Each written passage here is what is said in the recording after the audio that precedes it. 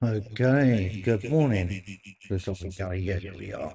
Let's turn that down so we don't get any echo. Right, I hope everyone's well.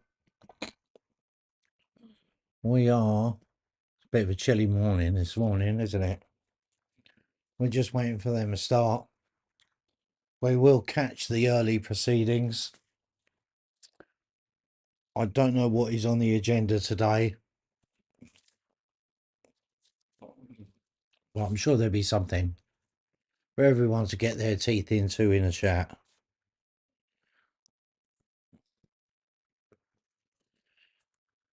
How is everyone? What's the weather like where you are? I suspect it's not quite as windy as it is down here. Let me just make sure everything is good.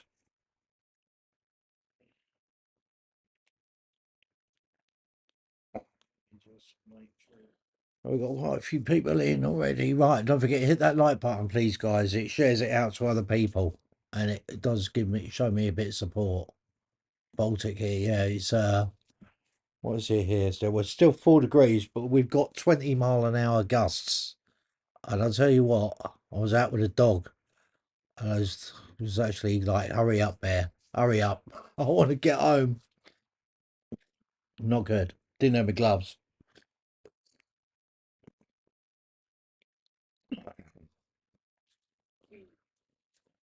There's one there, ain't God. Jesus.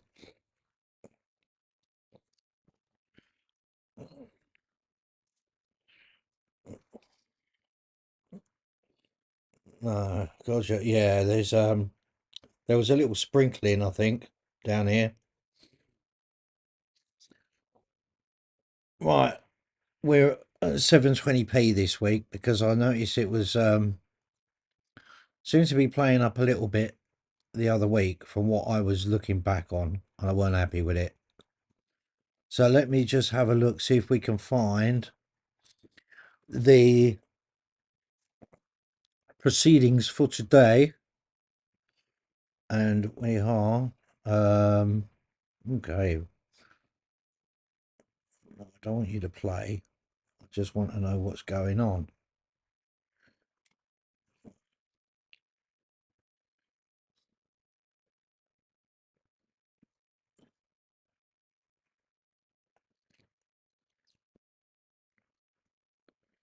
Okay, no, it's not giving me. Not giving me the info. Oh, we go. Okay.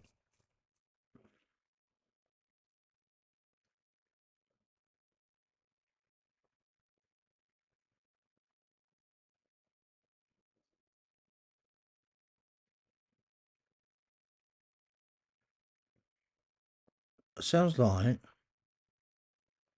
we're going to start off with a lot of questions about Northern Ireland.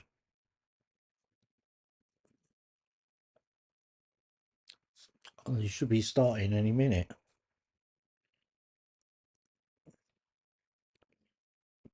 I just double check. There was a lot of problems with everyone with the internet yesterday. Thanks to Cloud Serve, I believe. Mate's been sent home. Okay, right, we're up and rolling. Let me change this over, turn my mic off, and let.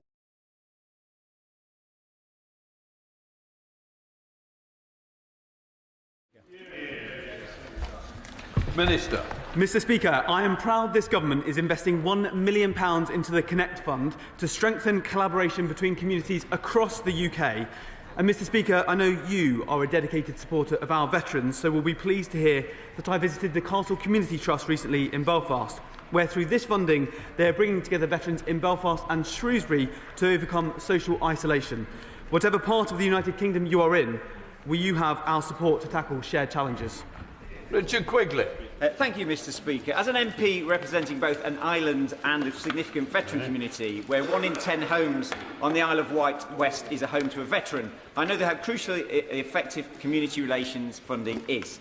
Will the Minister commit to working with Cabinet colleagues to explore adapting successful Northern Ireland GB initiatives, such as the excellent Connect Fund he mentions, so that similar tailored support can be delivered on the Isle of Wight to ensure our veterans receive the recognition and assistance they deserve? Minister. I thank my honourable friend for his question. I'm happy to speak to colleagues about the success of the Connect Fund and how it works. He should know that applications are open to anyone across the United Kingdom, provided they are working with a group in Northern Ireland, and I would be delighted to see applications from his constituents if they wish to do that. Claire Hammond. Collaboration between groups across the Irish Sea is very welcome. Those relationships will always be cherished. Unfortunately, Brexit really impacted the ability of those groups to serve and support people, and that was a consequence of the failure to plan for the constitutional change of Brexit. Regardless of the Minister's own views on Northern Ireland's future, that issue is the subject of increased engagement and debate. The SDLP acknowledges that we are not at a tipping point towards a referendum, but the Secretary of State was wrong to say there's no appetite. Does he acknowledge that it is perfectly possible to work to improve the region in the here and now, while also planning for the constitutional future that is a new Ireland, as the SDLP is doing? The Secretary of State has been clear that currently there is no evidence that there is a majority in favour of constitutional change. Of course, we defend the principle of consent and the right of the people in Northern Ireland to determine their constitutional future. It is totally legitimate for people to advocate for the future they want to see.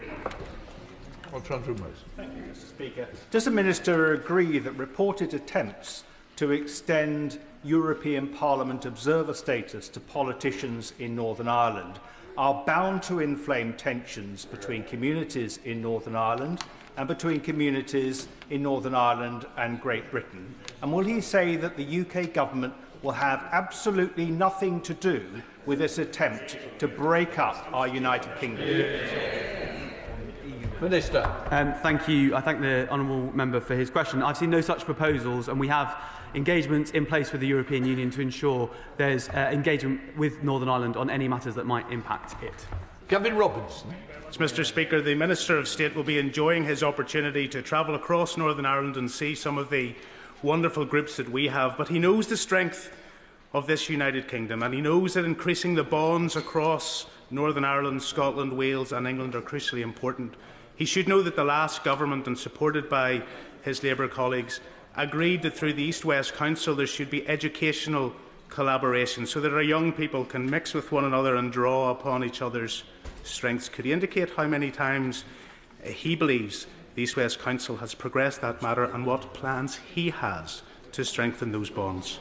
Minister. I thank him for his question. I look forward to the next meeting of the East-West Council. He'll know I met with Minister Given to discuss education matters and how we can ensure that those students in Northern Ireland have the best education possible. And I agree with him about the importance of shared bonds, and I hope we can progress that further. Gavin Robinson. In drawing upon the bonds of our country, he will know that in Northern Ireland, whilst we have a greater than average growth rate than the rest of the United Kingdom, our productivity gap is still there, and at the back of that, our growth is masked by an over-reliance on our public sector. His colleagues agreed in the last Parliament, and I'm sure he does now, about cross-fertilisation between the Northern Ireland Civil Service and the Home Civil Service. What plans does he have to increase our ability to draw upon expertise and to encourage secondments across this United Kingdom? Minister. Thank you. I thank him for the opportunity to also champion the growth that's taking place in Northern Ireland with very exciting creative industries work, also the tech sector. On the opportunities for secondments and shared learning, I made the offer to the executive ministers I met last month that where we can share best practice, knowledge and learning, we should do so, and I'd be happy to take forward other suggestions he might have. Gregory Campbell. Number 2, Mr. Speaker. Secretary of State. Thank you, Mr. Speaker. I've met with a range of businesses and representative bodies, including the Federation of Small Businesses and the Northern Ireland Business Brexit Working Group, to discuss supply chains and how the government could improve guidance and support on the Windsor Framework. I will continue to take this feedback into account as we respond to the recommendations made by Lord Murphy in his report. Gregory Campbell. Thank you, Mr. Speaker. I thank the Secretary of State for his response. Will he step up his efforts to ensure that there is no disadvantage to companies trading within Northern Ireland? And more specifically, further to that, he will be aware of the potential threat Chinese-built buses may pose. And given that there are excellent UK-made zero-emission buses built in Northern Ireland at Wrightbus, will he liaise with the Department for Transport and mayors here in GB to ensure that purchases of those buses with no security risk is infinitely preferable to those made in China? Well, I Secretary join the honourable gentleman in drawing attention to the wonderful zero-emission buses that are being produced at Wrightbus, which I've had the pleasure of visiting, I think, 2 or 3 times. They're brilliant. One sees them on the streets in the rest of the United Kingdom, and there's a very good reason to buy UK-made buses from Northern Ireland so we can see more people travelling on them, and that is an option that is open to local authorities. Tony Antoniazzi. Thank you, Mr. Speaker. Now, the Northern Ireland Affairs Select Committee has taken evidence from Lord Murphy regarding his review, and his review of the Windsor Framework has made some very important recommendations that could support GB businesses moving goods to Northern Ireland. Can he update the House on his considerations of the Murphy review? Well, I am continuing, Mr. Speaker, to give careful consideration both to what Lord Murphy has said, the Independent Monitoring Panel, the FSB, and other recommendations. There's a lot of similarity in the points that are made about steps the government could take to provide better, easier to access guidance for businesses to enable them to move goods from Great Britain to Northern Ireland, and we will set that all out when we formally respond to his review, which we must do early next year. Shadow Minister Mike Wood. Thank you, Mr. Speaker. Article 16 of the Northern Ireland Protocol says that where we experience diversion of trade, then we may take unilateral action. Now, the Secretary of State will be well aware that 3 reports in the past month have noted significant trade diversion affecting trade between Great Britain and Northern Ireland. So can he be clear with the House? Just how much trade diversion is he willing to stomach before he uses the powers he has under Article 16? I would say to the honourable gentleman, there are now 15,000 businesses that have registered under the UK Internal Market Scheme. 97% of lorries moving from GB to Northern Ireland do not face any in-person checks at all. The goods are flowing, the goods are moving. It is in the end for businesses to decide to whom they sell and from where they purchase. But the Northern Ireland economy is doing extremely well, which shows that the problems that, and there are some, are not affecting its overall strength. Dr. Breeton. Question number 3, Mr. Speaker. Minister. Mr. Speaker, Northern Ireland's creative industries are thriving and an important source of growth, a topic I have discussed with Northern Ireland executive ministers.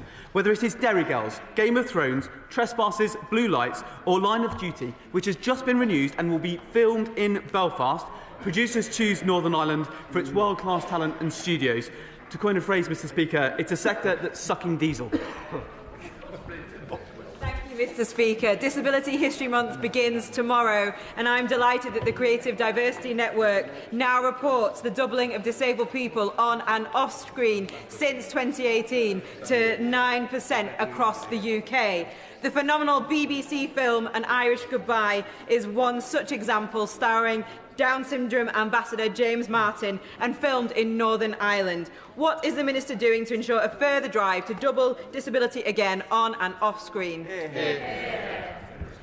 My honourable friend speaks with enormous experience and I know wrote an impactful report employing the changemakers. I agree that expanding opportunities for disabled people to take part in creative industries is important. As my right honourable friend, the Secretary of State for Culture, Media and Sport often says, talent exists everywhere, but opportunity does not. That is why I'm pleased with that the Creative Industries New Entrances programme, delivered in partnership between Screen NI, the BBC and the Northern Ireland Executive, is working to broaden access for disabled actors. Jim Shannon. Mr. Speaker, can I thank the Minister for that answer and also thank him for his energy and interest in Northern Ireland. We hope to have him in Strangford shortly for a visit. Between 2019 and 2022 there was an increase in economic value by 19% for the Northern Ireland film sector. There is potential for much more. The beautiful Ards Peninsula where I live in, not because it's beautiful because I live there, it's beautiful before I ever lived there, and in my constituency of Strangford, there is potential for much more. How does the Northern Ireland Office and the Minister intend to further work with Film NI to promote the high quality and the lower costs that Northern Ireland have We have lots to offer. Let's take advantage of it. Shannon, the movie, I think. Come on with this stuff. If you're directing it, Mr. Speaker, I look forward to my visit to Strangford. I don't see enough of the honourable member in this House. The creative industries in Northern Ireland are booming, as he says, and they're backed all of the way by this government. We have a modern industrial strategy, a 10-year plan to back our strengths and unlock potential. The government has committed to increasing investment in creative industries to £31 billion by 2035. Sam Russell. The floor, Mr. Speaker. Secretary of State. With permission, Mr. Speaker, I will answer questions 4 and 6 together. The 2023 Legacy Act was rejected by all the major Northern Ireland political parties, as well as by our domestic courts, victims and survivors, and by many veterans who saw it as an affront to the rule of law that they sought to protect. The government took a significant step in fulfilling our commitment to repeal and replace the Act by introducing the Troubles Bill, which received its second reading yesterday. Thank you, Mr. Speaker. I'm proud to represent a community with a lot of veterans, many of whom served in Northern Ireland. Can the Secretary of State tell me who is he engaging with to make sure that the protections for our veterans in the Legacy Act are as strong and effective as possible? Well, those protections have been drawn up following extensive consultation with veterans' organisations, and I gave the House a commitment yesterday evening that I will continue to talk to veterans, to the Royal British Legion and to the Veterans Commissions and others to make sure we get these right. Sir Hall. Thank you, Mr. Speaker. My constituents Colin and Wendy Parry, whose 12-year-old son Tim, along with 3-year-old Jonathan Ball, were murdered in the 1993 Warrington bombing, and they've waited over 30 years for justice. Will the Secretary of State ensure that the government acts on the extracts of the Shawcross report and the 2018 Northern Ireland APPG recommendations and work across government to deliver justice for Libyan-sponsored IRA terrorism? And will he meet with me to discuss these matters? Secretary of State. Well, the whole House would once again want to express his sympathy to all the families affected by that terrible bombing. The government and predecessor governments have raised this issue with the Libyan authorities. It is a difficult process engaging with them. There are complications to do with the way in which their assets are held. This is a lead for the Foreign and Commonwealth and Development Office, and I will make sure that the appropriate minister hears the request that my honourable friend has made. Alex Easton. Thank you, Mr. Speaker. Secretary of State, isn't it the reality that this legislation has failed to win the confidence of many who served? And that's what is now needed, are clear, robust protections against repeated investigations so that we honour our veterans in practice and not just in rhetoric. Well, I say to the honourable gentleman, those protections, including against repeated investigations, are clearly set out in the bill that the House gave a second reading to yesterday, and I hope that as people come to understand that they're there and how they work, they will offer the reassurance that he is looking for. Jim Allister. Yesterday in the second reading, the Secretary of State gave an undertaking that he would not appoint any paramilitaries to the Victims and Survivors Group. In light of that undertaking, will he now underwrite it by indicating that he will accept an amendment to put into statutory form that there cannot be any paramilitary serving on the Victims and Survivors Group? If his undertaking is good, then let's make it even better by putting in statute. Well, I think from memory, Mr. Speaker, I gave that undertaking 3 times at the dispatch box yesterday, and I hope that it would provide the honourable member with the assurance that he is looking for, because I'm quite clear no one with that record is going to be appointed to the Victims and Survivors panel. Mr. Speaker, yesterday, along with the Veterans Minister, I met with a group of Special Forces veterans based in Cornwall. The Legacy Act's immunity scheme, which would have enabled immunity for terrorists and other key provisions, were ruled against by our domestic courts. Isn't it the case that any new government would have had to have dealt with this?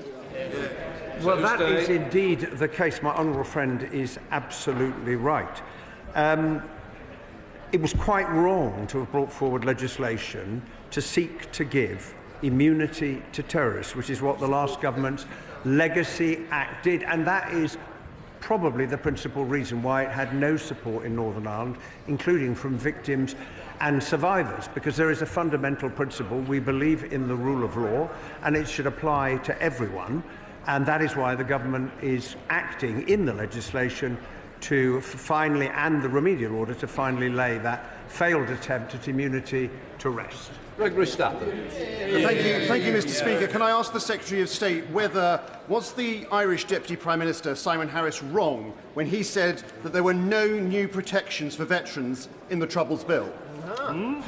Well, there clearly are new protections. There clearly are new protections for veterans in the Troubles Bill set out throughout the legislation that were never in the previous legislation that the last government passed, and we've laid them out to the House, and the veterans community and others can see clearly what they are. Alex Burkhardt, Shadow Secretary of State. Thank you very much, Mr. Speaker. On the 15th of August 1998, in Omagh, the real IRA murdered 29 people, including a woman who was pregnant with twins.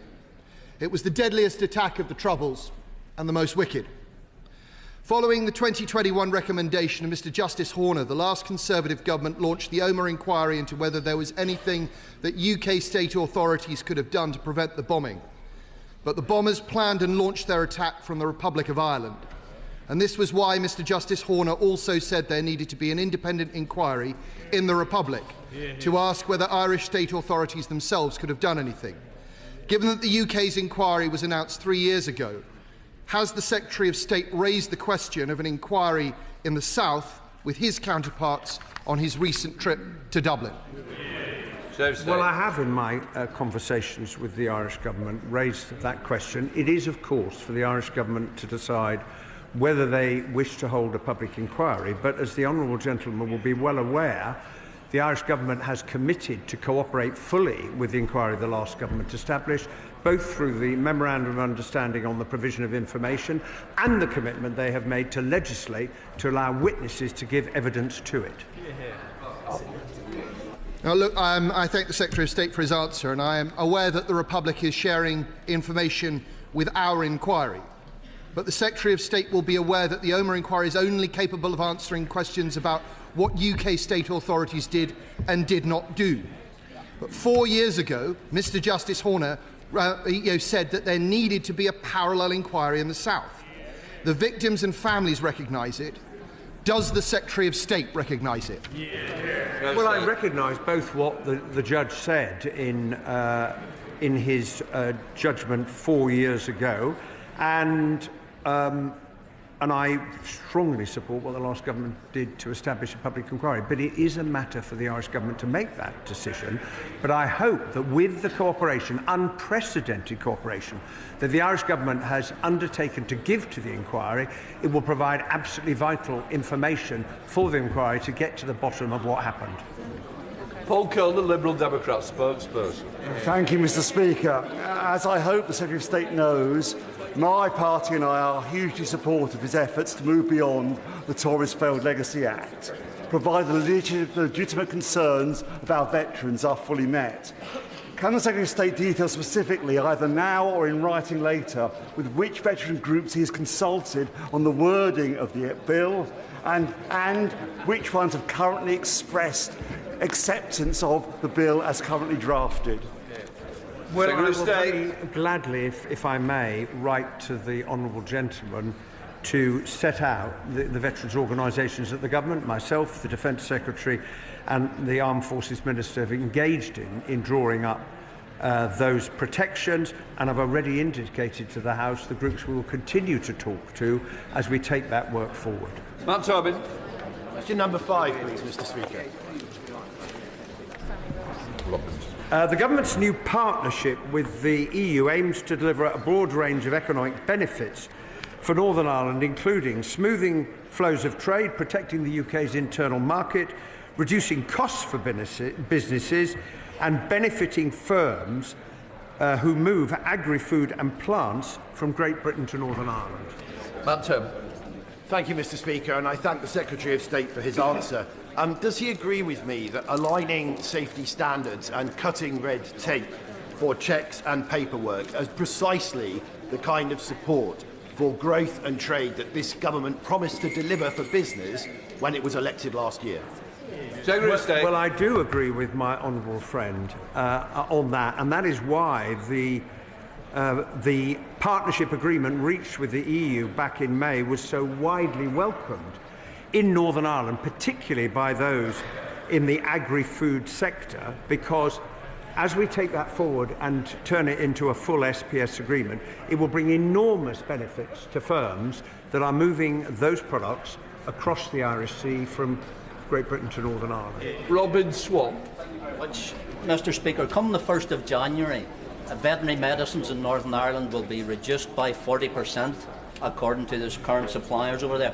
What steps is the government taking to ensure the supply of veterinary medicines into Northern Ireland which ensure animal health but also have a link into human health as well?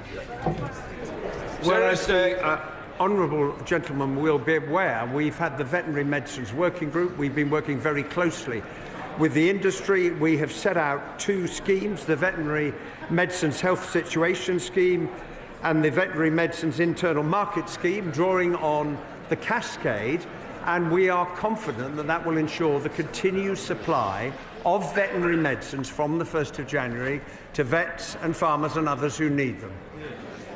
Joe White. Question number 7, Mr. Speaker. Seriously. The Northern Ireland Troubles Bill will retain Part 4 of the 2023 Legacy Act, which includes provisions for memorialisation. I would welcome views and suggestions on how to take this forward, including on whether any new memorials should be established. Joe White. On the 5th of April 1979, an IRA sniper fired an armoured vehicle as it entered Anderstown RUC station, killing Blues Royal Serviceman Anthony Dykes. My constituent, whose mother, Kathleen, now aged 94, has never let his memory go. She told me her son is a forgotten soldier. There are monuments for soldiers killed in Afghanistan and Iraq, but nothing for those who served in Northern Ireland. Kathleen is now very frail. I am her voice today, asking government to commit to a national memorial. Well, first of all, could I express on behalf of the whole House our condolences to her on the loss of her son all those years ago. I would say that the names of those service personnel who died on deployment to Operation Banner are rightly listed on the Armed Forces Memorial at the National Memorial Arboretum as a lasting record of their sacrifice, and I don't know whether my honourable friend's constituent has had a chance to visit there. Perhaps it's something she might like to facilitate.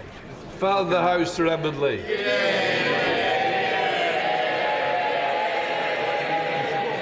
Many thousands of our brave troops served in Northern Ireland, and many gave their lives for peace and for our country.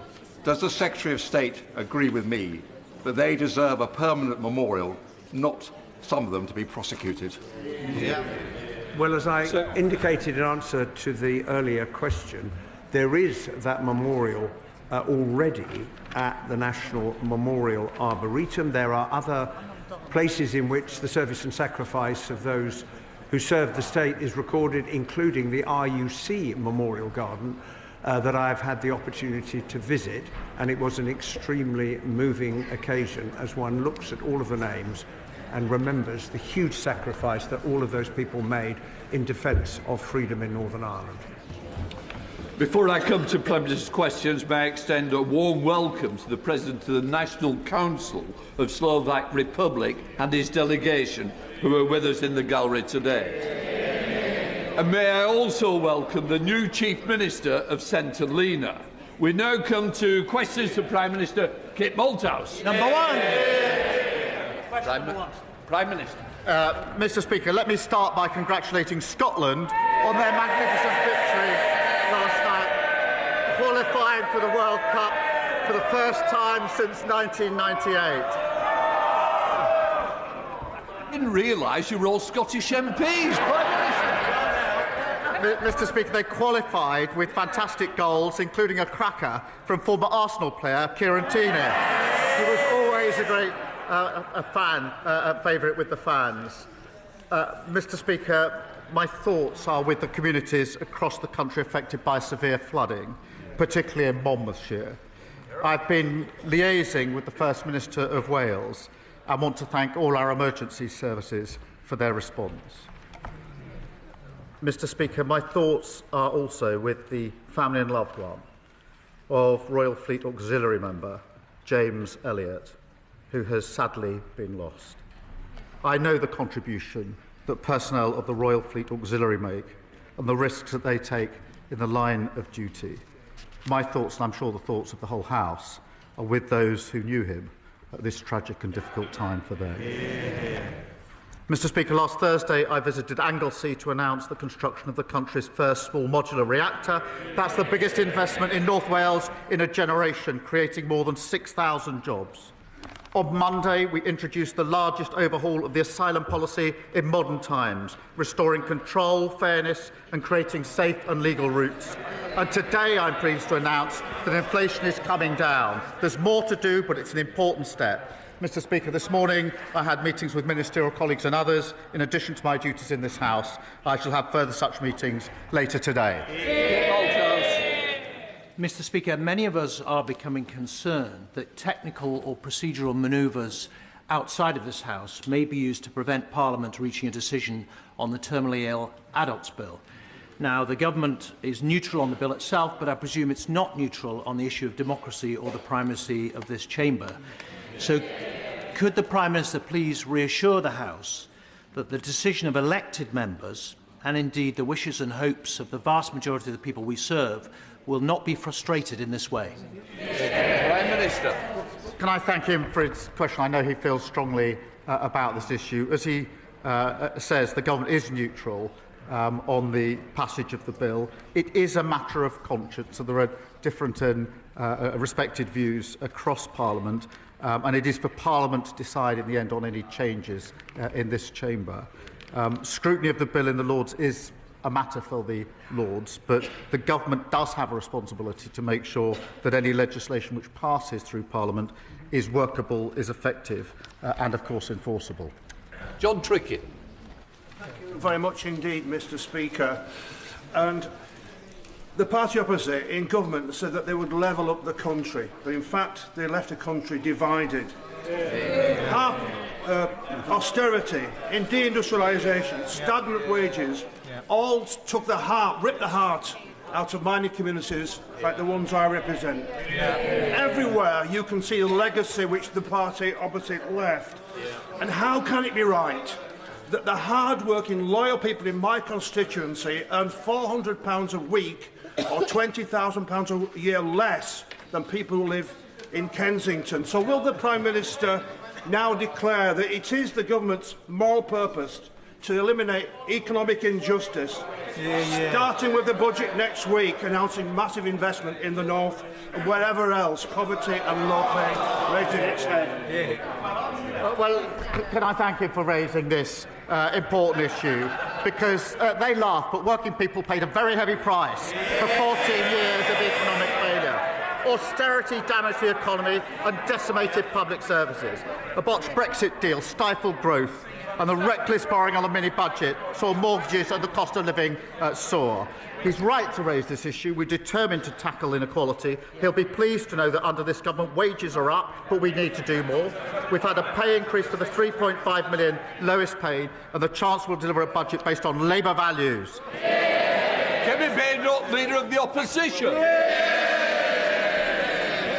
Thank you, Mr. Speaker. And can I associate our side of the House with the remarks the Prime Minister made about James Elliott? Can the Prime Minister tell us why his government is the first government in history to float increasing income tax rates only to then U-turn on it all after the actual budget. I'll inform you the budget's actually next week rather than after the budget. It's only got 1 week to go. But I can tell her it'll be a Labour budget, Mr. Speaker, with Labour values. That means we will concentrate on cutting NHS waiting lists, cutting debt and cutting the cost of living. And because of the decisions we've already made, inflation is down this morning. The Bank of England have upgraded growth. We've got a record £230 billion of investment into this country under this government.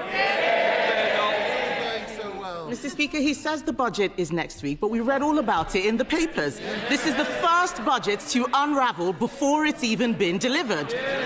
The Chancellor's cluelessness, I'm afraid, is damaging the economy now. The Prime Minister needs to end this shambles. So can he confirm today that he won't break another promise by freezing income tax thresholds? Mr. Speaker, the budget is 1 week today and we will lay out our plans. But what we won't do, Mr. Speaker, I've said what we will do in terms of protecting the NHS and public services. What we won't do is inflict austerity on the country as they did. It's caused huge damage. What we won't do is inflict a borrowing spree like Liz Truss did, also inflicted and did huge damage. Mr. Speaker, have they learnt anything? She's apparently got a golden economic rule, I think. So it's a very important rule, this golden rule. That there's this £47 billion of cuts with no detail. No wonder the Institute of Government says they're on very shaky foundations. They haven't listened and they haven't learned. Mr. Speaker, it is quite clear that they are going to freeze thresholds. We didn't get a clear answer from them, but this is really important. Because in her budget speech last year, the Chancellor said, and I quote, "I am keeping every single promise on tax that I made in our manifesto. So there will be no extension of the freeze in income tax and national insurance thresholds." Why was freezing thresholds a breach of the manifesto last year, but it isn't this year? Mr. Speaker, every week she comes along and speculates and distorts. Last year, Mr. Speaker, last year they predicted recession. And what did we get? The fastest growing economy in the G7 in the first half of the year. They opposed NHS investment, and what do we get? 5 million extra appointments in the first year of a Labour government. They tried growing the economy with millions on NHS waiting lists, with our schools crumbling and holes in our road. It didn't work. What do they want to do now? Go back to the same failed experiment. Mr. Speaker, he talks about speculation. The only people who've been speculating are his government every single day for the last 3 months. And he mentioned inflation in his last answer. Inflation has nearly doubled since they came into office. He wants a round of applause because it's come down a little bit. I will remind him that food inflation is up 4.9%. That is making life miserable for all of those people out there. But let's go back to thresholds, because this is important. When the Chancellor made that promise to unfreeze the thresholds, it wasn't an off-the-cuff comment. She said it on the floor of this House in her budget speech. That was a deliberate statement of government policy. So if she breaks such a clear promise, how can the public trust a word that she says next week? Mr. Speaker, she talks about inflation. It went to 11% on that. 11%. And the country is still paying the price. Inflation is down this morning, wages are up, and we've had 5 interest rate cuts, and that's because our fiscal rules are ironclad. And the Leader of the Opposition and the party officers have no credibility on the economy. She was Treasury Minister during the worst decline in living standards on record. And she said that Liz Truss got the mini-budget 100% right. Not much room for flexibility there. 100%, that's pretty full marks, Mr. Speaker. She might want to tell us if that's still her position, 100% right for Liz Truss. Mr. Speaker, I was Treasury Minister at the height of the pandemic. We cleaned up that mess. Maybe he could clean up some of his own mess. And I'm going going to repeat what the Chancellor said, because it's quite clear that the whole front bench has forgotten. She said, "I have come to the conclusion that extending the threshold freeze would hurt working people. It would take more money out of their pay slips, and yet that's what they're planning to do next week." And all of this speculation is having real-world consequences. Just this morning, the UK chair of ExxonMobil said, and I quote, "The government needs to understand that the whole industrial base of the UK is at risk unless they wake up and realise the damage their economic policies are doing." Mr. Speaker, can the Prime Minister tell us, is the loss of UK industry the price the country has to pay for having a clueless Chancellor? Mr. Speaker, let me just say about ExxonMobil, it is a difficult time for the workforce there, and we must focus on supporting them. We've been meeting the company for over 6 months and explored every possible reasonable avenue. They've been facing losses for the last 5 years. It's best to do the detail before you chunter. And they're currently losing £1 million a week. But she talks about policy and approach. On energy policy, she follows reform. On the European Convention, she follows the man who wants her job. And when her shadow minister said we should deport people lawfully here to achieve cultural coherence, she pretended that it didn't happen. I could go on. She was the Trade Secretary that didn't sign any trade deals. Cheerleader for the mini-budget, cheerleader for open borders, and when they were crashing the economy, botching Brexit and running down the NHS, she was right at the centre. She hasn't got an ounce of credibility. Mr. Speaker, on energy policy, what we are doing is listening to industry. What happened, I had a roundtable. Ms. Slinger, please. We don't want to have to sling you out. Mr. Speaker, just this morning, we heard from the chair of one of our largest energy companies. Last week, I had a roundtable with energy companies, and what they had to say about this Prime Minister and his energy secretary is unprintable. They are absolutely furious. Our oil and gas industry is dying, and he's standing there saying he had meetings. People out there are struggling, Mr. Speaker. The budget chaos is causing real anxiety. People aren't buying houses, businesses aren't hiring, and they are cancelling investment decisions. 2 weeks ago, the Chancellor called a ridiculous press conference to blame everyone else for her having to raise income tax. Then last week, she U-turned on her own U-turn.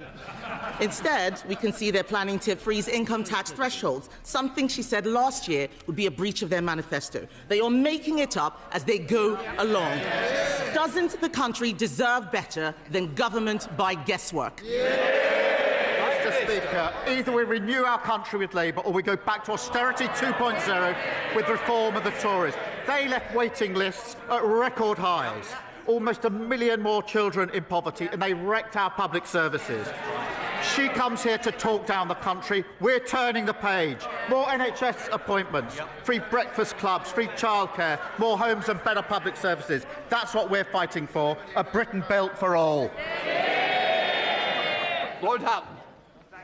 Mr. Speaker, standing in the heart of Weymouth, the Rectory is an iconic building. Formerly a theatre, once a bustling cinema, and then a popular pub as well. And yet, for more than a decade, this building has stood empty.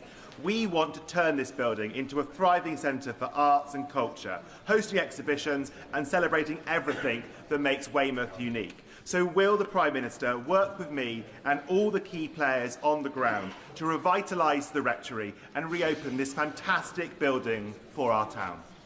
Prime Minister. Well, my honourable friend is a brilliant champion for South Dorset, and he's right to champion revitalising our high streets. The Minister for Heritage would be delighted to discuss how we can get this iconic building reopened as he wants. I'm pleased that Weymouth secured £20 million in Pride in Place funding, giving his community the power and resources to make a real difference to people's lives. Sir David, Leader of the Liberal Democrats. Thank you, Mr. Speaker. Can I associate myself with the Prime Minister's opening remarks? And can I also join with him in congratulating Scotland on their amazing win against Denmark and wish them well in the World Cup? And can I also say I hope Wales soon qualifies to join England and Scotland? But Mr. Speaker, Every year, there are more than 300 suicides related to problem gambling. It affects hundreds of thousands of families, tearing them apart.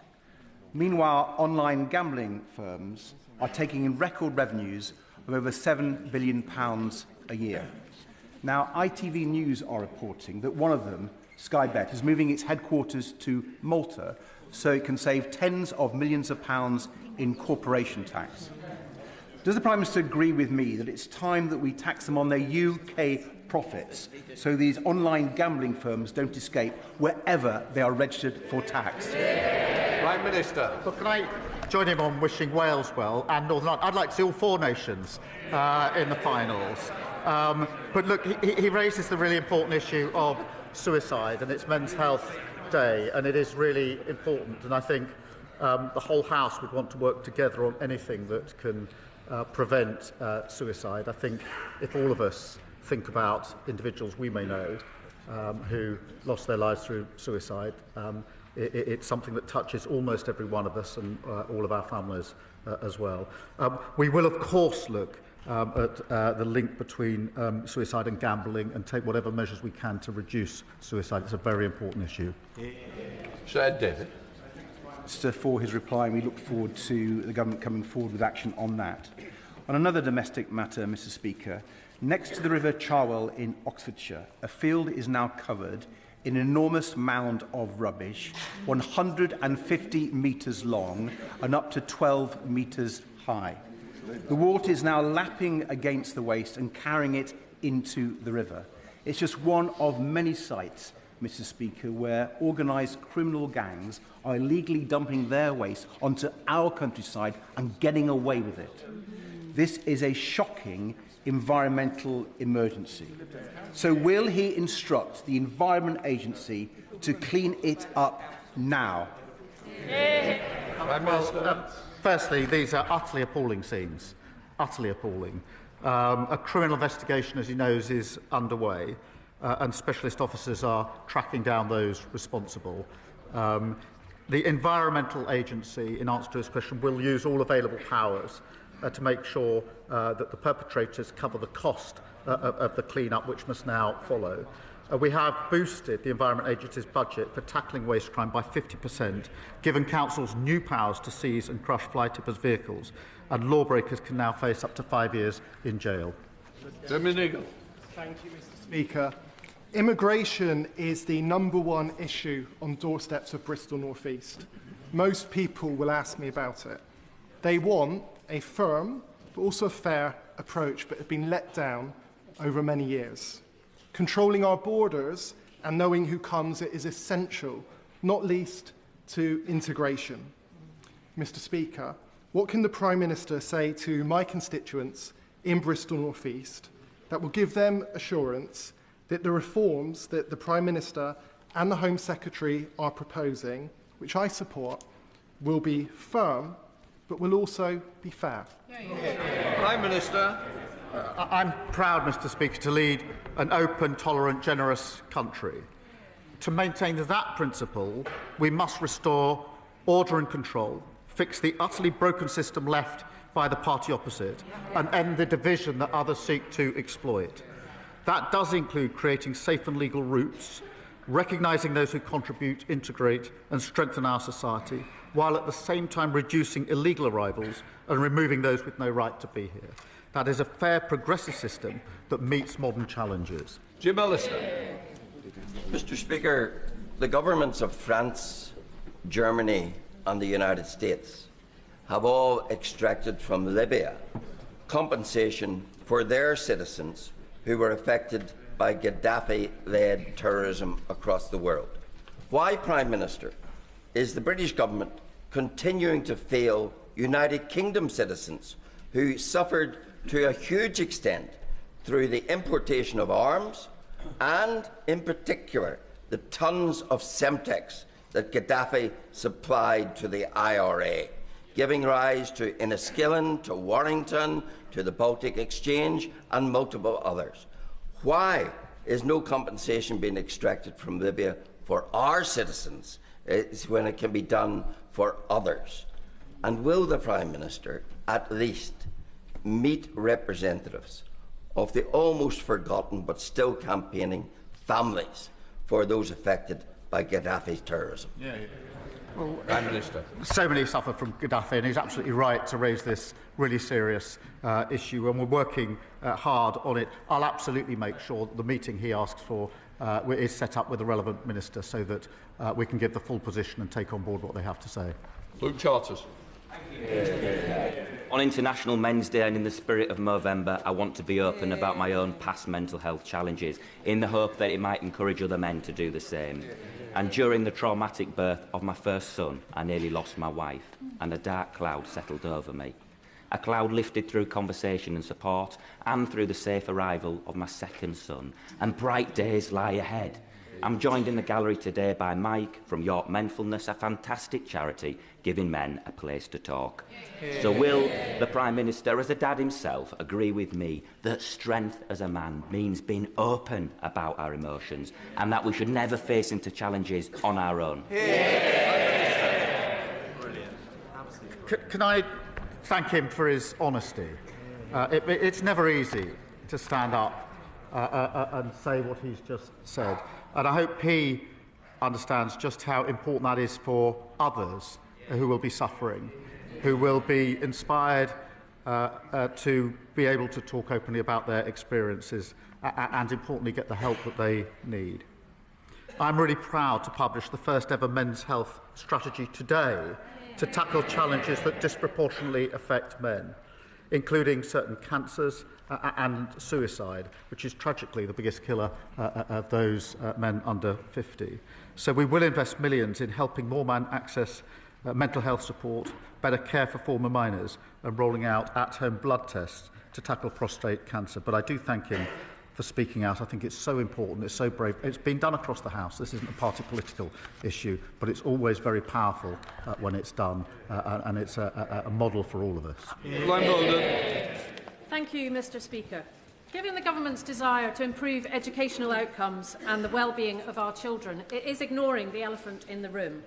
This morning I hosted a really powerful round table with 3 secondary head teachers who spoke about the transformational effect that a complete ban on smartphones in their schools had had. Improved behaviour, increased focus, far fewer safeguarding issues, and most importantly, happier children. But for them it has been really hard won, and it's sunk a huge amount of time. So will the Prime Minister tell me and the thousands of head teachers out there who are crying out for this change why his government won't back them with a ban on smartphones in school? Prime Minister. I thank her for a question. It's a really important question. I've got teenage children in secondary school, and I know it's an issue of concern to parents and teachers. The reality of the statistics are that the vast majority of schools already ban smartphones at school. They allow children to bring their phones to schools, but they ban them in school time in lessons. Of course, we will always keep this under review. We've got to take steps that will be effective. I agree with the sentiment of what she's putting to me. We need to deal with it effectively. Andrew Peggs. Thank you, Mr. Speaker. One of the worst legacies of the last Conservative government was the collapse in apprenticeships for young people in places such as Peterborough, shutting a generation out of opportunity. Mr. Speaker, my city is determined to turn that around, with places like Peterborough College, like many of our colleges, leading the charge. Whilst I welcome the government's reform, I still speak to too many young people who can't access the training they need to rebuild Britain. Will the Prime Minister set out what more we can do together to ensure Peterborough's young people get the good jobs and apprenticeships they deserve? Prime Minister. Well, I thank him. His dedicated campaign means Peterborough has one of the first youth guarantee pilots in the country. Mr. Speaker, we inherited an awful situation where almost 1 million young people were not earning or learning. We refuse to accept that. That's why we're delivering the new youth guarantee, investing a record £3 billion into apprenticeships and increasing the national minimum wage for 16 to 20-year-olds. The reform of the Tories say the minimum wage is too high. They're totally wrong. We're going to focus on every young person to give them the chance to succeed. Lee Anderson. Thank you, Mr. Speaker. Whilst the Labour frontbench continue to peddle their own form of dog whistle politics, Reform UK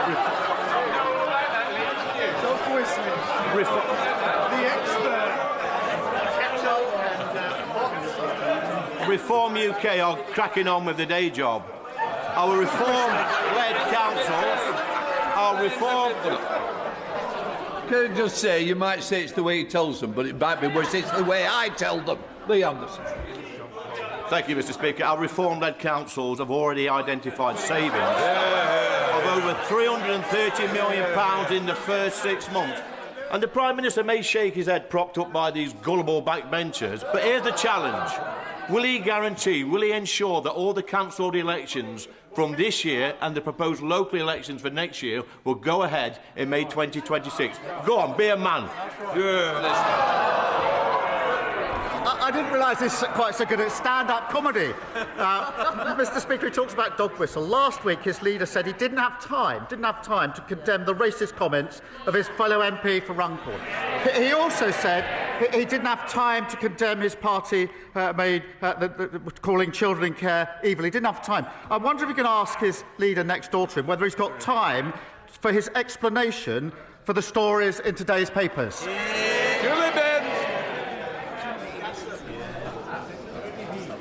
Mr. Speaker, over the summer, large quantities of illegal cigarettes were seized in shops in my Carlisle constituency. However, many of those shops were reopened the very next day. Does the Prime Minister agree with me that we have to make it easier for these shops to be closed down permanently so we put out of business forever these criminal networks? Prime Minister. Can I thank her for raising this?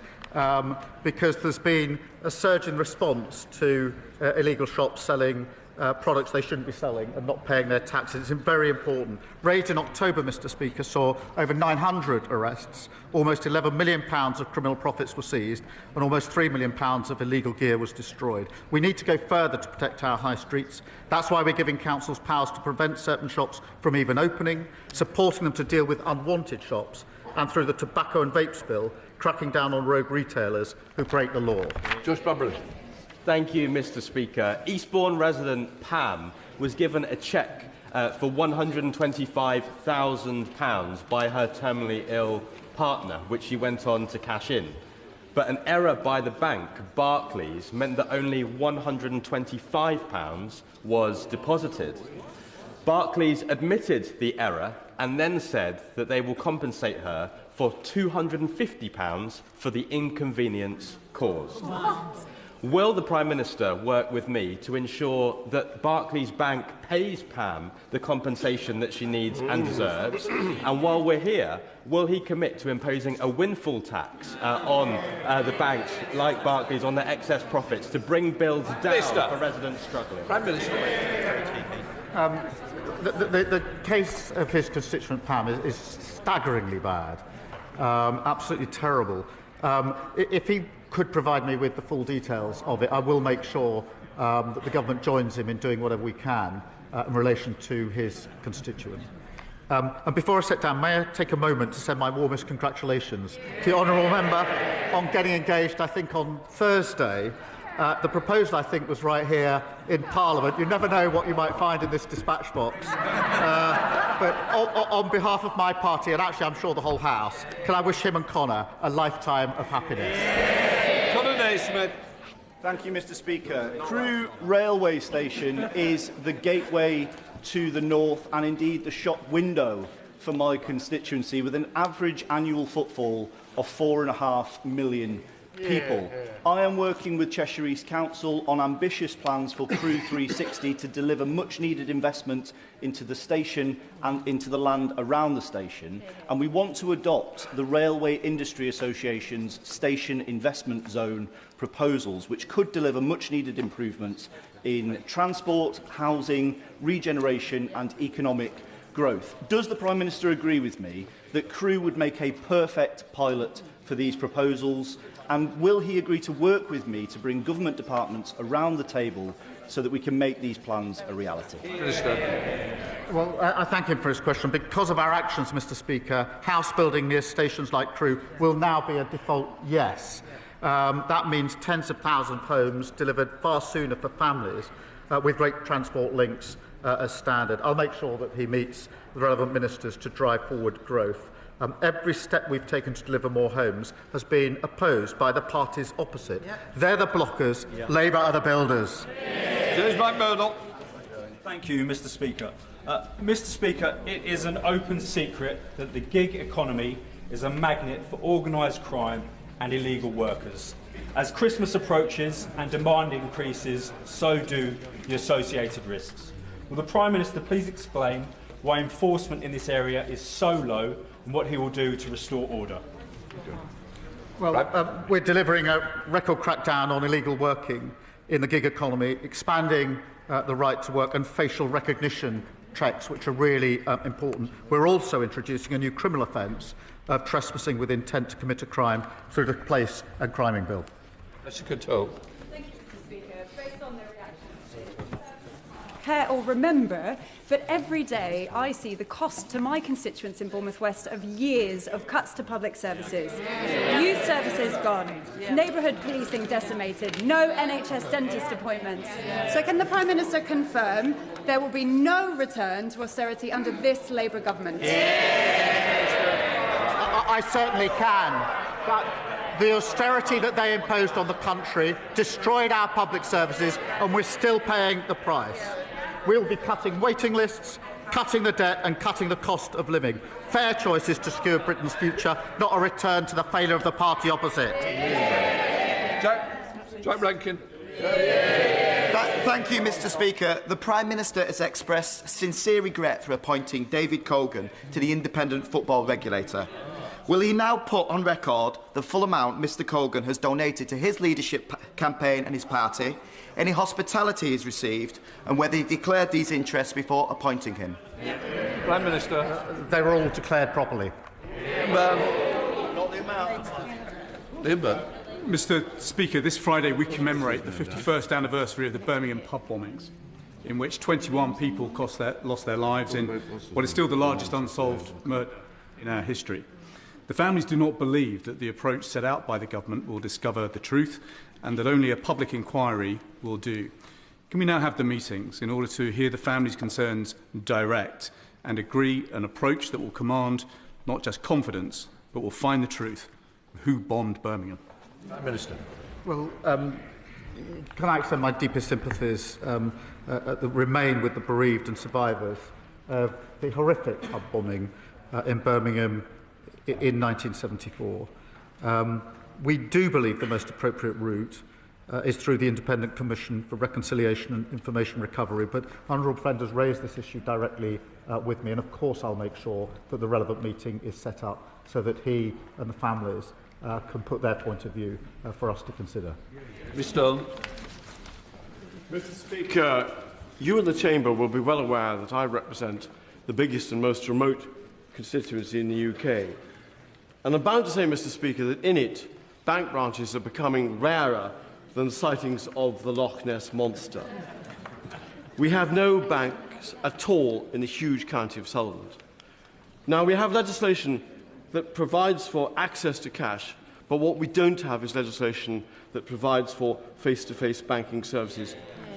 So I'd be deeply grateful if the Prime Minister would ask the Treasury to meet with me to discuss how we might update the Financial Services and Markets Act to include some form of access to cash provision that would preserve face-to-face banking for my constituents and other remote areas.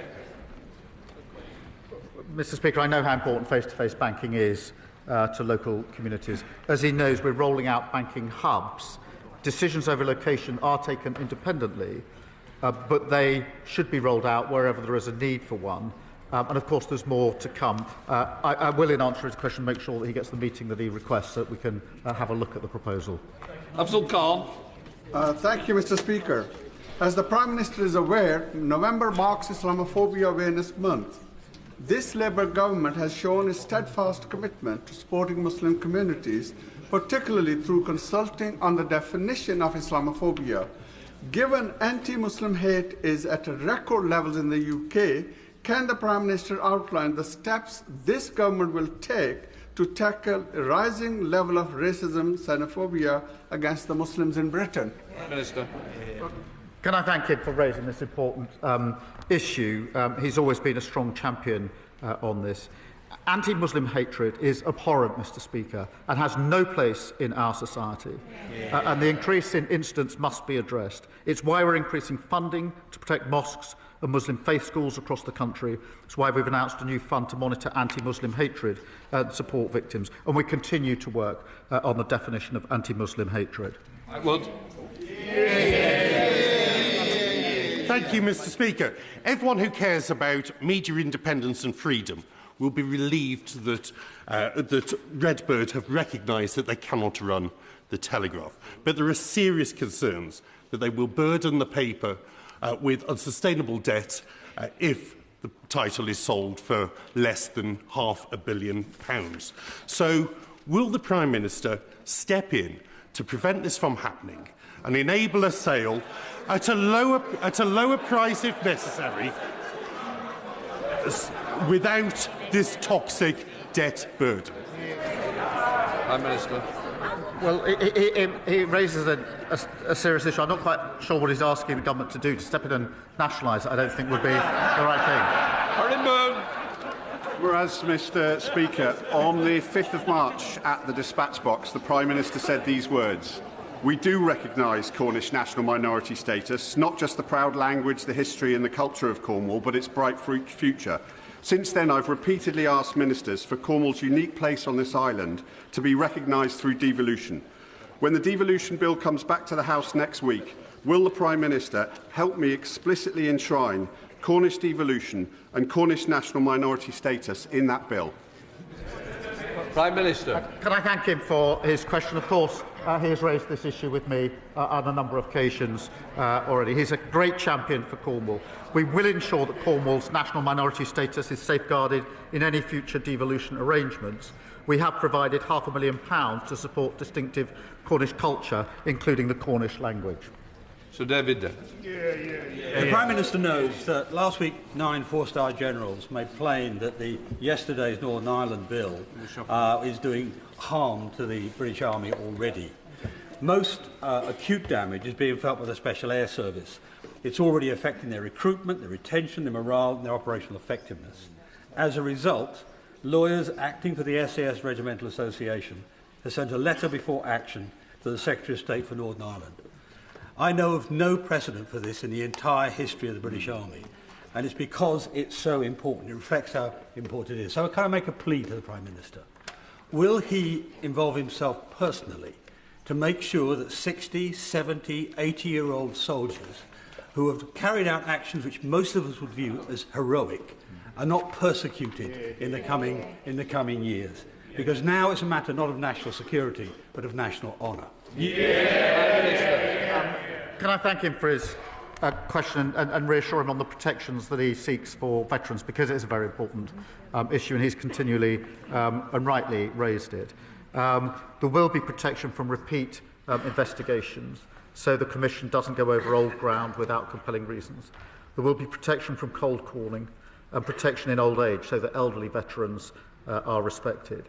And those who do contribute to the legacy process will have a right to anonymity, a right to stay at home to give evidence remotely, and a right to be heard through the Commission. That is the work that we're doing, and I'm happy to discuss it further with him. To end on the subject, no doubt we can expect is Scotland's victory total correct. Thank you, Mr. Speaker. When the Prime Minister next meets with the President of the United States, can he ask him if he knows any reasonably priced hotels near the MetLife Stadium in New Jersey, where the World Cup final is to be held? And as we are about to provide the biggest boost to whisky exports since our trade deal was signed, can he ask the Chancellor to gently consider excise duties next week so we Scots can continue celebrating at reasonable prices? Prime Minister. I thank him for his question. On the question of whisky, it is important that we do everything we can to support whisky. I'm really pleased with the progress we're making with the United States and, of course, with India as well under the trade deal. I'll continue to discuss what more we can do with him. That completes Prime Minister's questions.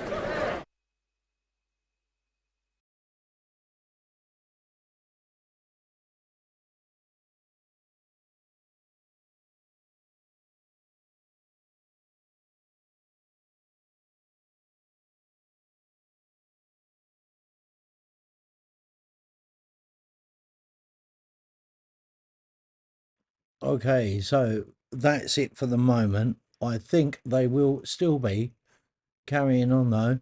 If anyone wants to stay around, then please do. If anyone wants to support Mary, there's a link in the top of the chat, pinned in the top of the chat.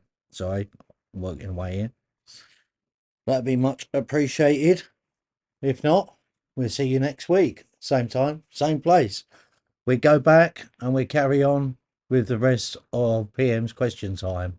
Don't forget, the link is in the top of the chat to support Mary with the vet bills. And I'm sure we'll keep posting it as we go. Right, let's carry on.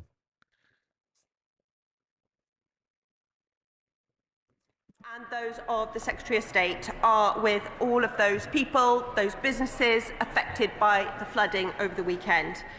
The impact in Monmouthshire has been devastating for local residents and traders, and I know that honourable members across the House will be thinking of them as they recover from this dreadful storm.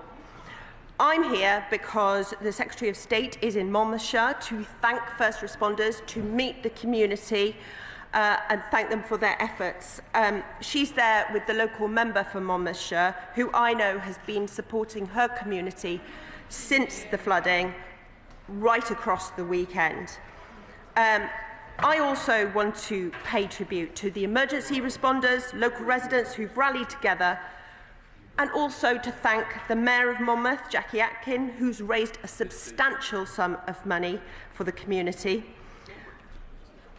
As the House will be aware, flooding is a devolved matter. However, the Prime Minister spoke to the First Minister over the weekend and offered the UK Government support with the Welsh Government's response. I know that my ministerial colleague, who's here with me today, has also been in touch with the Deputy First Minister. The Environment Agency has offered support locally, including any mutual aid that may be requested by Natural Resources Wales, who operates in the area. And we know, as we see these events increasing, that it demonstrates why our climate response on flooding is so important. Today, the Flood Mobile, sponsored by Flood Re, is in Monmouth. There is a mobile demonstration unit which showcases dozens of property flood resilience measures and techniques which can help keep homes and other buildings safer during a flood. That's reaching out to the community. And I would also bring honourable members' attention to what we're doing to support people to access insurance through our partnership with Flood Re, a joint initiative between the government, the insurance industry, that ensures households at the highest risk of flooding can access affordable insurance. In the financial year 24-25 alone, Flood Re provided cover for over 345,000 household policies. Whilst government officials have met with Monmouthshire Council over the weekend to discuss emergency funding, the Deputy First Minister was also there over the weekend to meet first responders and the community. And opportunities are being made available through Emergency Financial Assistance Scheme. The Welsh Government has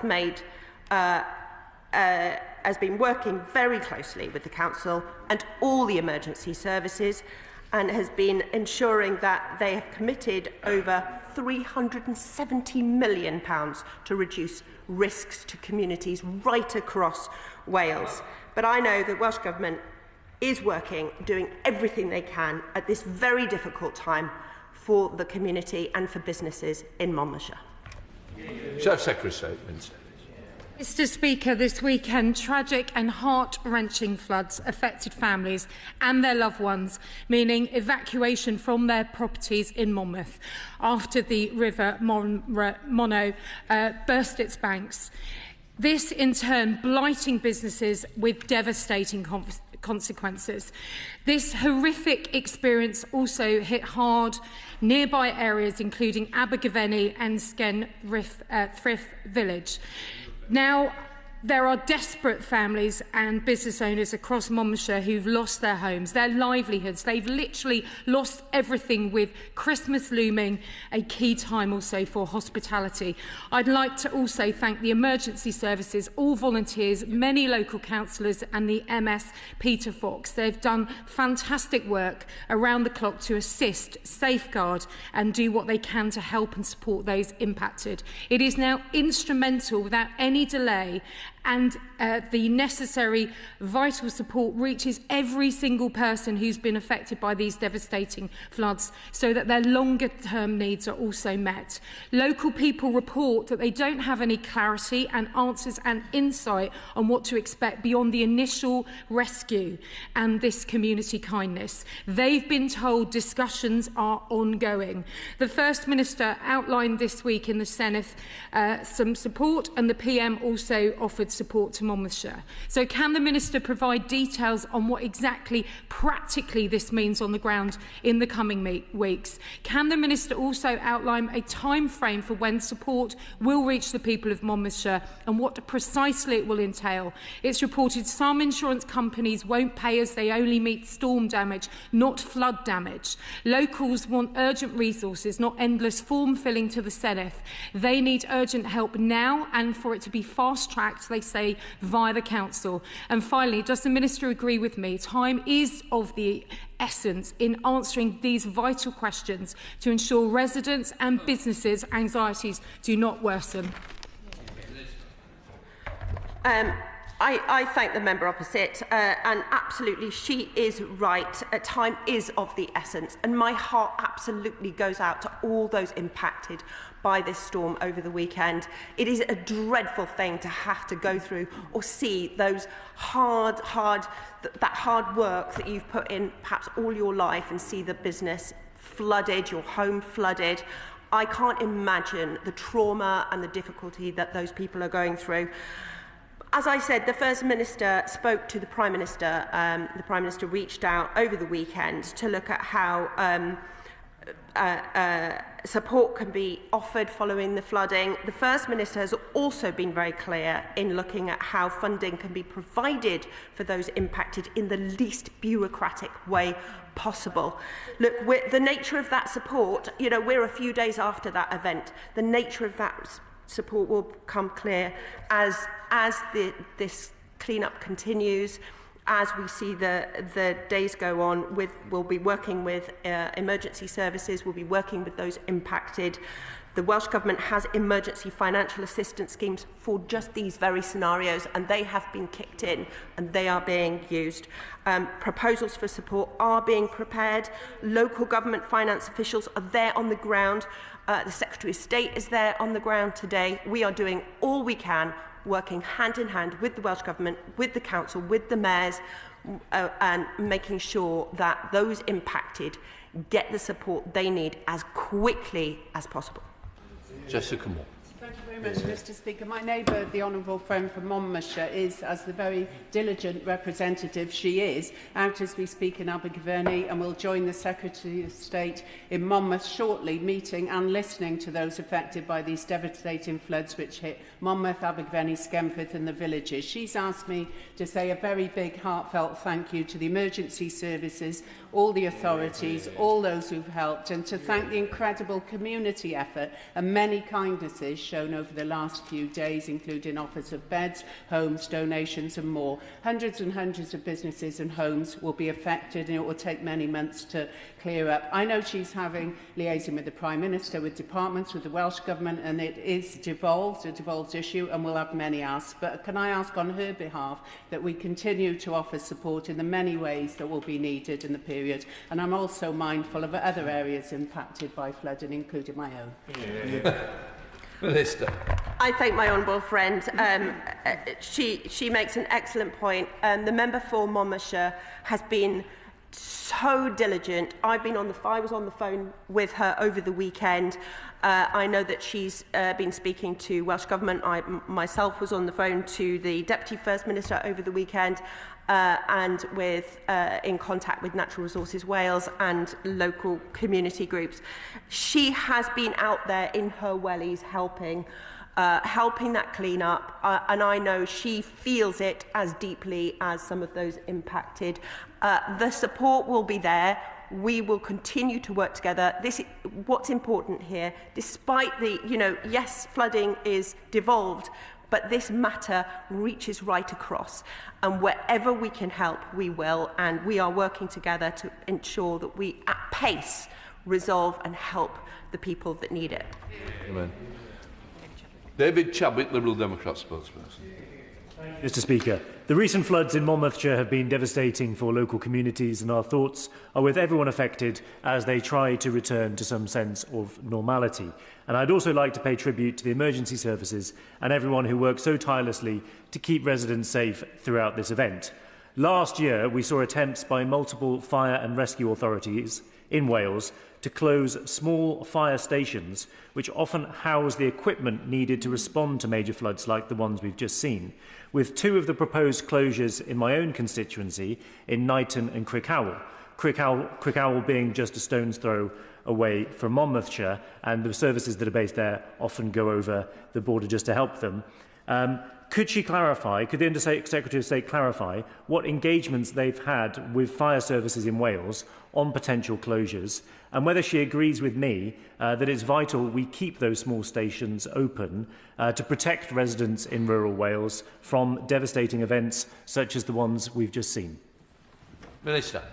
I thank the member for his question. Look, I also want to pay huge tribute to the first responders, to the emergency units, to the fire rescue service, who absolutely did an outstanding job and continue to do that outstanding job over the weekend and now and into the future, but right across Wales. And it is important that we protect those putting themselves in danger and supporting people in need. I'm happy to write to the honourable member about the details of the closures, and I'm happy to get back to him on that. Nick Smith. Thank you, Mr. Speaker. Blaenau Gwent and Rumney neighbours, Monmouthshire. Last winter, we experienced coal tip slipping because of heavy rain then. People experiencing flooding deserve all our support. So can the Minister please explain and tell us more about the support available to residents claiming insurance or emergency financial help to help them get through this really difficult time? Minister. I thank the member, and he's been a really strong advocate in this area, so I thank him for that.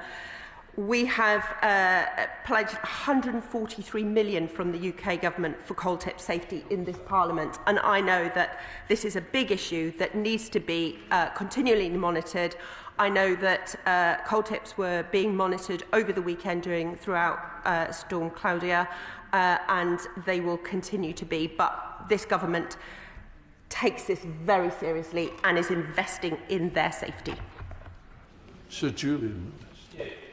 Could I appeal to the Minister to help us in one way, because although this is a devolved matter, it is possible in the internet age very easily to make charitable donations. So could she perhaps investigate whether there is a reliable local charity to which people across the country can make donations, and perhaps circulate the details of that after the end of this question? Minister. Well, I absolutely thank the honourable member for his suggestion, and I will absolutely take that back, because look, there's been a lot of money raised locally. I mentioned the local mayor, who has raised a significant amount of funds, which is fantastic. But I know that a lot of people will want to help, so I will absolutely take that back. Thank you.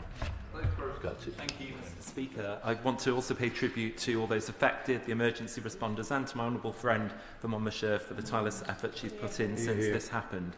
I'm grateful to the Minister for what she said and what the Prime Minister said earlier about the conversations and constant interaction between ourselves, the UK Government and the Welsh Government and the First Minister.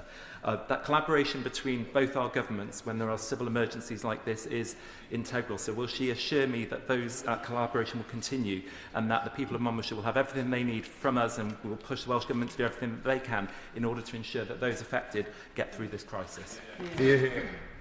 I thank my honourable friend for raising that important point. And yes, collaboration is key. And in situations like this, where speed is of the essence, it is important that we work together quickly, seamlessly. I know my honourable friend, the Minister for Flood and Water, has been in touch with the Deputy First Minister and also with the member for Monmouthshire, and we will all continue to work together to resolve this, to make sure that those impacted get the support and help as quickly and seamlessly as possible. Ben Lake. I also associate myself with the comments and that the Minister for the Wales Office mentioned, and my thoughts are very much with the people of Monmouthshire as they try to get their lives back on track.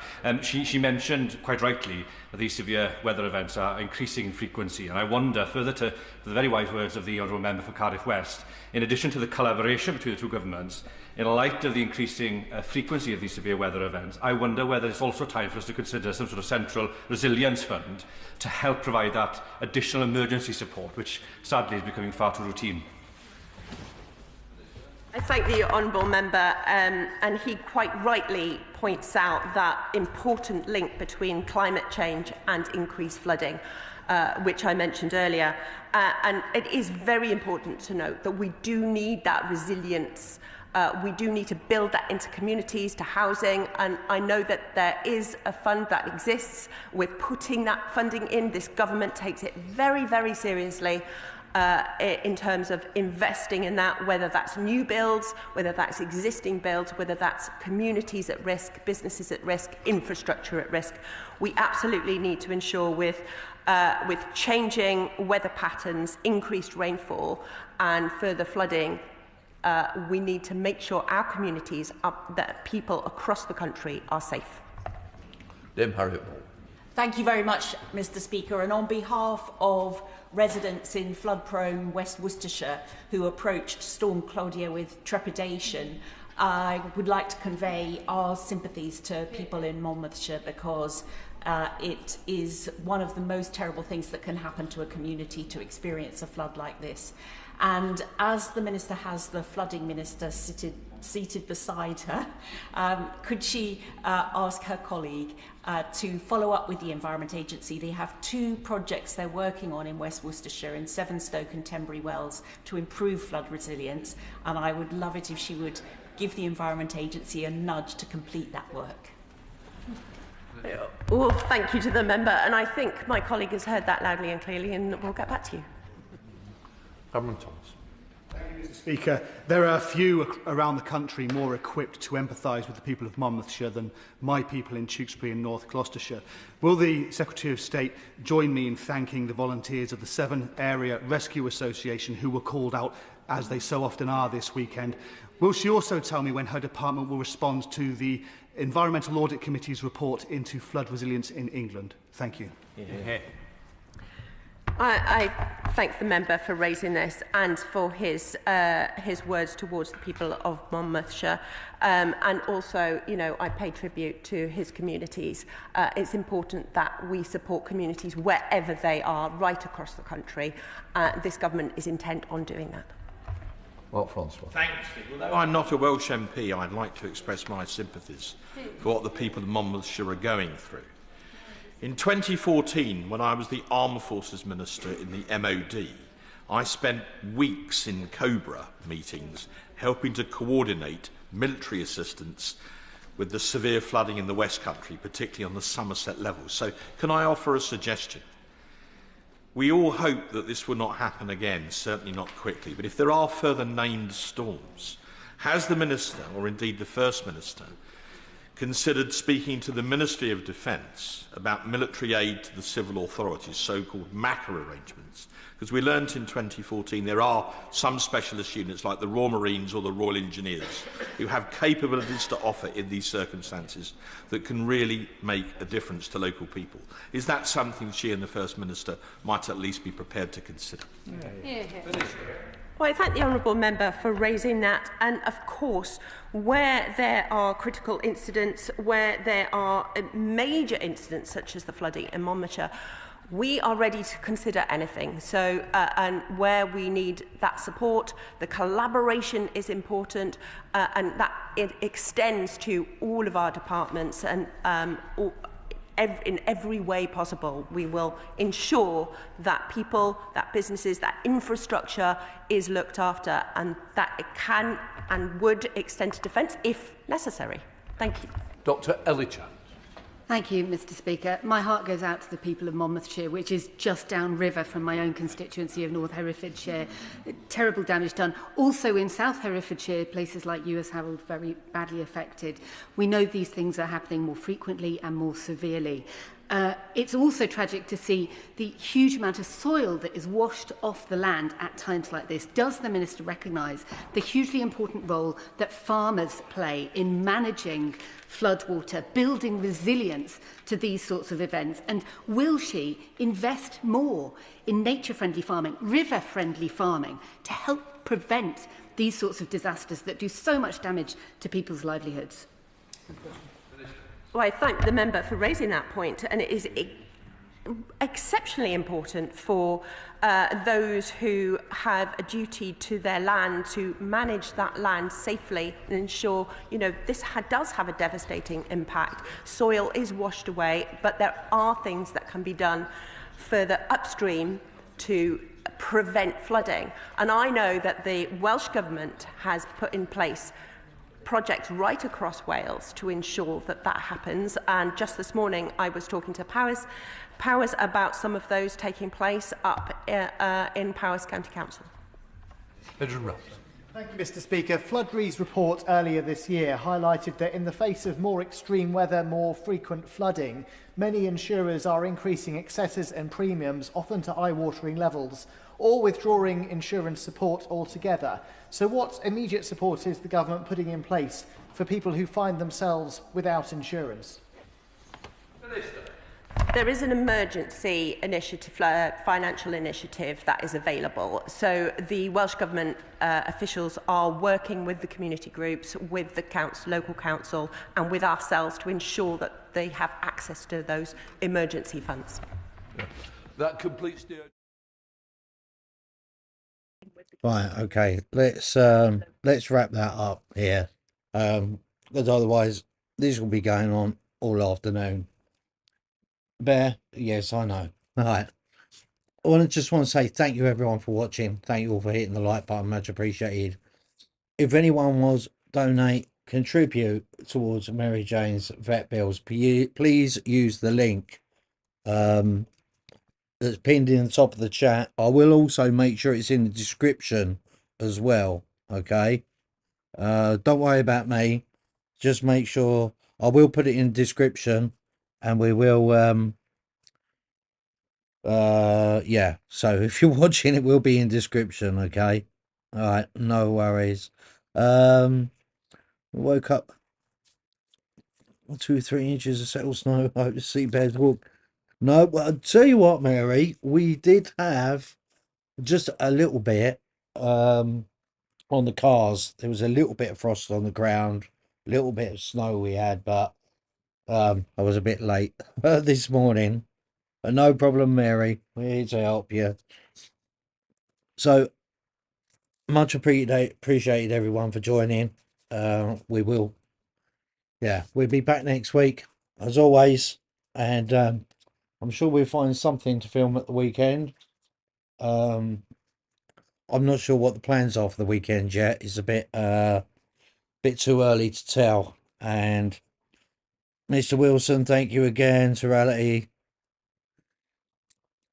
It's a bit hard to tell at the moment. Right. We will say goodbye. Take care. Stay safe. And most of all, keep warm. Because much of the UK is cold. It's 5 degrees here at the moment, but we've got 20-mile-an-hour wind gusts. And when you get in that wind, that chill, I'll tell you what, it affects everyone. Right. Thank you all. No problem, Spawn. Thank you. And we'll catch you all soon. Don't forget, like and subscribe. Catch you soon. Take care all.